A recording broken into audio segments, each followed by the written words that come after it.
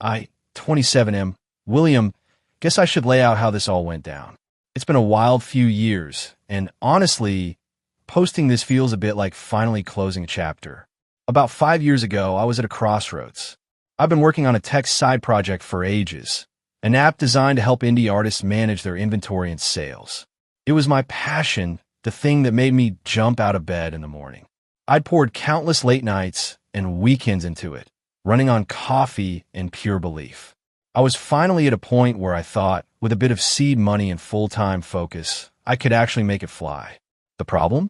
My then-girlfriend, Elizabeth, 26F, and my closest circle of friends, Donald, 27M, Joshua, 28M, and Sandra, 26F, were less than enthused. Elizabeth was planning our future, envisioning a stable 9 to 5 for me, a mortgage the whole 9 yards. My friends, all in fairly conventional jobs, just didn't get the startup hustle. They saw it as a pipe dream, a risky gamble. I called it dinner, hoping to share my excitement, maybe even get them on board for some initial small-scale investment or at least moral support. I had a small inheritance from my grandma, about $30,000 that I planned to use as my initial capital. The dinner was a disaster. Elizabeth, you're seriously thinking of quitting your job for that? William, we have plans. A deposit on a house doesn't just appear. Donald, dude, it's a cool hobby, but a career? Most of these app things crash and burn. You know the stats. Joshua, exactly. You got a good job, steady pay. Why throw that away for a lottery ticket? Sandra, we just want you to be realistic, William. We're worried you're going to end up broke and regretting this. It culminated in Elizabeth, backed by the others, giving me an ultimatum. Elizabeth, it's us or this tap, William. You need to decide what's more important. Your life with me, with your friends, or this fantasy. Donald actually nodded, saying, she's right, man. We can't just stand by and watch you self-destruct. If you go down this road, you're on your own. Even Joshua, usually quieter, chimed in with a soft, they're just being practical, William. Ouch. It wasn't just us or the app in terms of my relationship with Elizabeth, but it felt like us or the app with my entire support system. The air was thick. I remember looking at their faces, all serious and concerned, or so they framed it. Me, that's a hard choice you're giving me. Elizabeth, it shouldn't be, but this wasn't just an app. It was my app, my dream, my shot.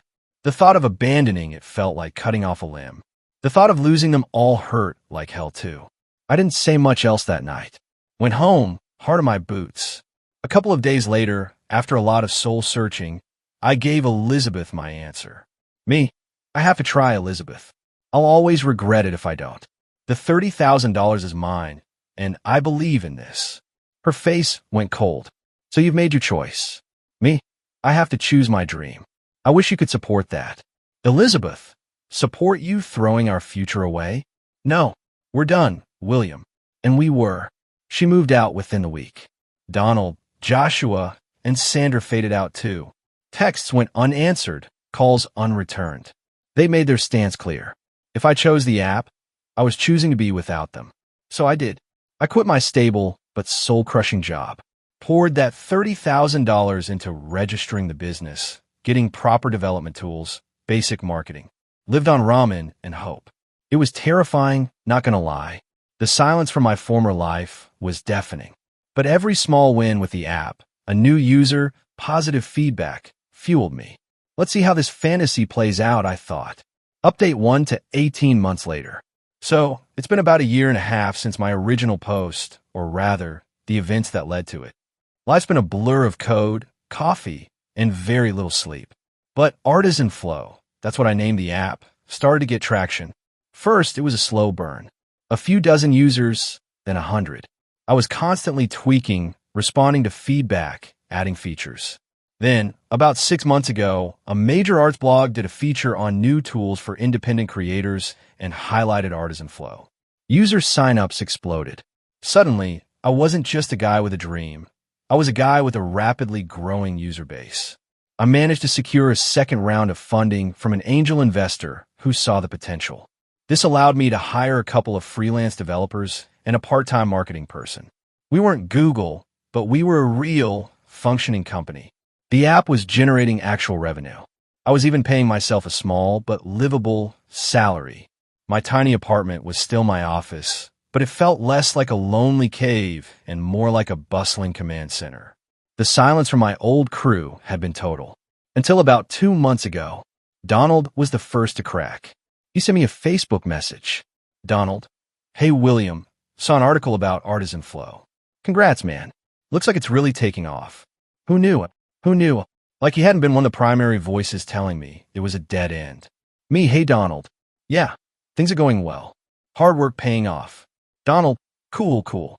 Listen, my company's looking for some new software solutions for project management. Nothing like your app, but you're in the tech world.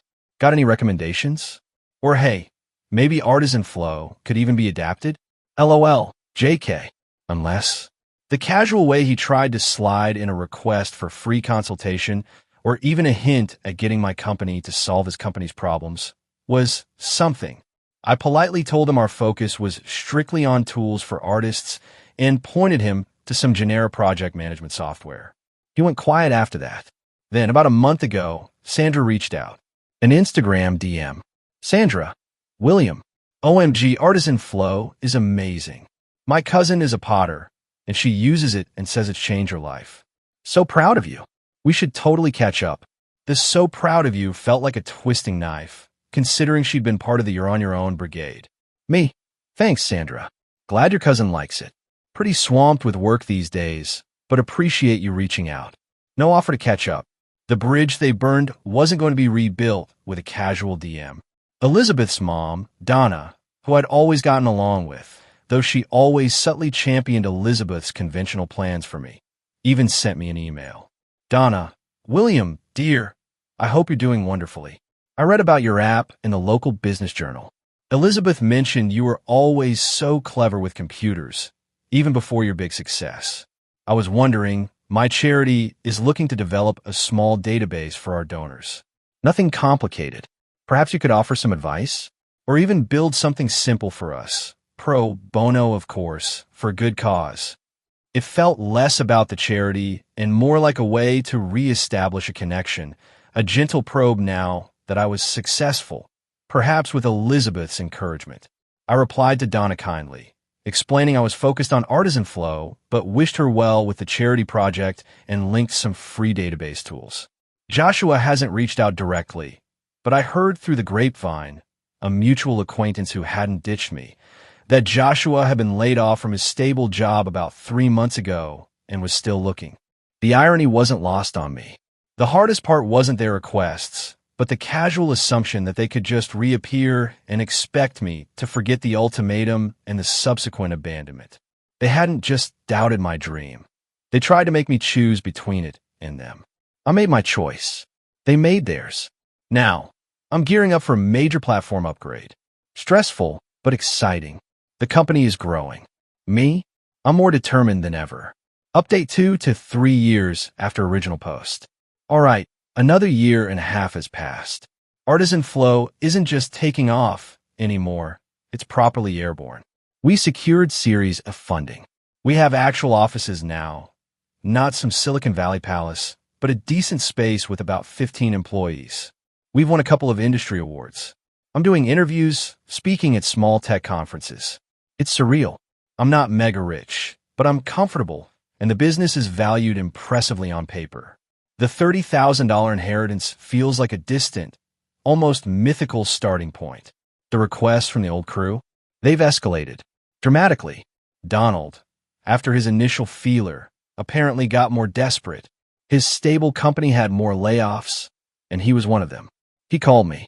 Directly. No text, no DM. Donald, William, buddy. So, things have been tough. You know how it is. That tech world is brutal if you're not at the top. The irony, I swear. Listen, Artisan Flow is huge now. You must need people, right? Project managers? Marketing guys? I've got experience, you know. I could really help you out. For old time's sake. For old time's sake. The old times when he told me I was making a massive mistake and basically ghosted me? Me, Donald. We have a hiring process. All open positions are listed on our website. You're welcome to apply like any other candidate. Donald, oh, all right. But you know me. We go way back. Couldn't you, like, put in a good word? Fast track me. Me. The process is fair for everyone, Donald. Skills and fit for the role are what matter. He grumbled something about loyalty and hung up. He did apply. His resume was underwhelming. He didn't get an interview.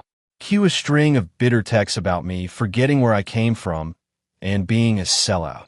I blocked him. Then came Sandra. She apparently tried to use her cousin, the Potter, as an... The cousin had reached out to our support email, CCNG Sandra, asking for a partnership where Sandra would get a finder's fee for promoting Artisan Flow on her, very small, Instagram lifestyle blog. It was so transparently a grift. Our marketing lead politely declined, stating we had our own established affiliate programs with clear terms. Sandra then med me again, furious. Sandra, William, I can't believe you'd shut down my cousin like that. And me, I told her Artisan Flow was great. I've been your biggest cheerleader. This is how you treat friends. Me, Sandra, your cousin proposed a business arrangement that didn't fit our strategy. And honestly, a biggest cheerleader doesn't usually tell someone their dream is a fantasy and then vanish for years. Blocked her too.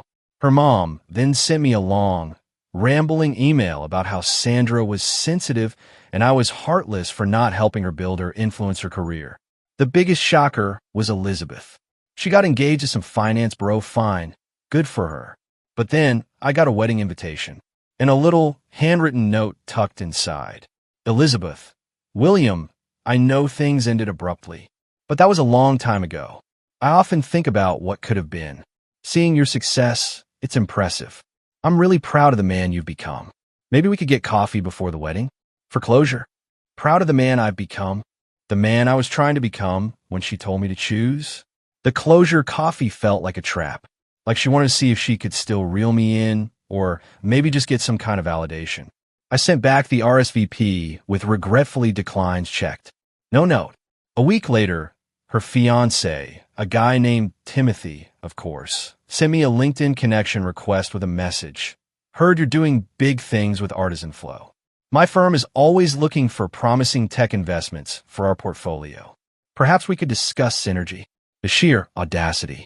Using their wedding invitation as a backdoor for a business pitch from the guy she left me for because I wasn't a safe bet. I declined the LinkedIn request. No explanation. The smear campaign started subtly. Mutual acquaintances started asking weirdly pointed questions. Heard you're really hard to work for, William. Someone said you stole the initial idea for Artisan Flow.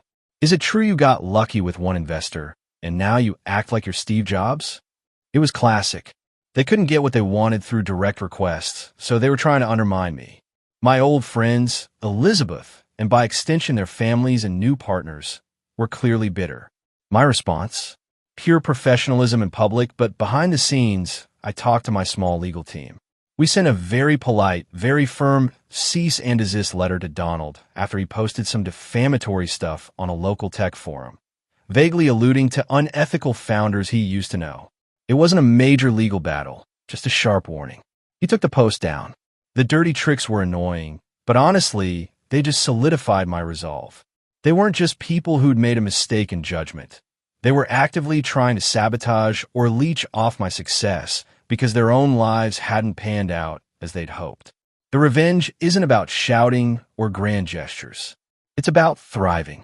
It's about the continued success of Artisan Flow being the ultimate answer to their ultimatum. Every positive review, every new hire, every milestone the company hits is a testament to the choice I made. My team is amazing. My current life is full. I have new friends, genuine friends who support my ambitions and celebrate successes, not try to ride on coattails.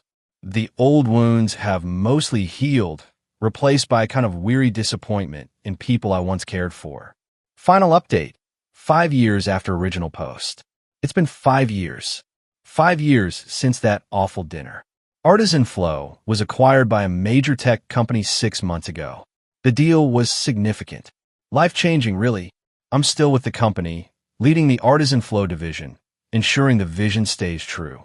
The financial security is obviously incredible, but more than that, it's the validation. The fantasy paid off. So what about Elizabeth, Donald, Joshua, and Sandra, the final bosses of entitlement? Donald. After the cease and desist, he went quiet for a long time. About a month after the acquisition news broke, it was in all the major business news outlets. He emailed me. Subject, a humble request. He apologized. Sort of. More like a sorry if I misjudged things. Then he got to the point. He was still struggling, had a mountain of debt, and asked if I could help him out with a small personal loan of $50,000. Said he'd pay it back once he was on his feet. I didn't reply.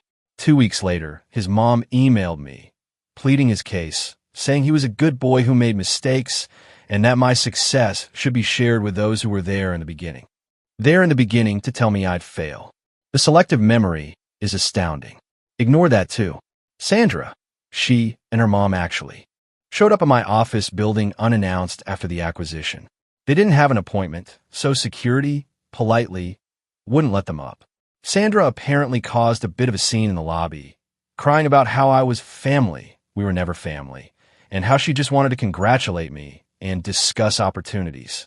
Our head of security, a no-nonsense ex-military guy, eventually escorted them out. They left a card with the receptionist. It was a cheesy congrats card with Sandra's number, and let's talk about my influencer career. I can really help Artisan Flow now, scribbled inside. Threw it in the trash. Joshua, the quiet one. He finally surfaced. He sent me a long, handwritten letter. This one, I'll admit, seemed the least offensive on the surface. He wrote about his admiration for what I'd built, his own job struggles, how he regretted his lack of foresight and support. He even attached a resume that showed he'd been taking some online courses to upskill. For a nanosecond, the performance almost worked. Then I remembered his face at that dinner, not just nodding along with Elizabeth and Donald, but actively chiming in with that quiet, "Yeah, William, they're just being practical." The quiet agreement, the subtle undermining, could be just as damaging, sometimes more insidious than the loud denouncement. His letter, for all its supposed humility, still felt like another angle, another attempt to get something now that the fantasy had paid off. He didn't ask for much, just if I knew of any openings for a junior analyst or something similar anywhere. He wasn't getting a job through a back channel based on a well-crafted apology. I had my HR head send him a standard, "Thank you for your interest. We'll keep your resume on file" email. No special treatment. Elizabeth and Timothy. This one was the chef's kiss of consequence. About 2 months ago, I got an email from Timothy. Not from his work address, but a personal Gmail. He was no longer with the big finance firm. Apparently, some of his own risky investments had gone south, and he'd been let go. He was starting his own consultancy and wondered if Artisan Flow, under its new parent company, would be interested in his strategic financial advisory services. He even had the gall to write, "Elizabeth sends her best and often speaks of your drive. Perhaps she was right about you all along." The absolute, unmitigated nerve. My response, through my assistant, was a polite, one-sentence declination. Then, the piece de resistance. I heard from Donna, Elizabeth's mom, again. A tearful voicemail this time. Elizabeth and Timothy were separating. His financial woes had apparently torpedoed the marriage. Donna asked if I could talk to Elizabeth because she was so lost and always valued my opinion deep down. Her tone was pure desperation, but it was the same old script from Donna. Really, William as the problem solver, William as the safety net, always with Elizabeth's needs at the center. First, it was a pro bono app for her charity when I became successful. Now it was pro bono emotional labor for her daughter when Elizabeth's life hit the skids. She even hinted that Elizabeth realized she made a mistake, letting me go. As if that changed anything about the ultimatum or the years of silence. Yeah, no, I didn't call Elizabeth.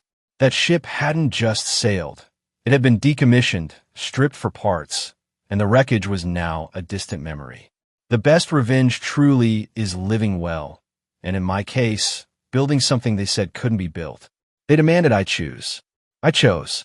They're now living with the consequences of their lack of faith and their subsequent attempts to claw their way back into a life they actively tried to prevent me from achieving. My life is good. I'm working on new projects within the larger company, mentoring young entrepreneurs, and finally enjoying some of the fruits of my labor. I travel, I've reconnected with genuine friends, and I'm even dating someone new, an amazing woman who is a successful artist herself and uses Artisan Flow daily. She thinks my origin story is badass. The silence from the old crew is now mostly complete, and it's golden. They got this space, they effectively gave me an infinite amount of it. They wanted me to choose. I did, and I'd do it all again.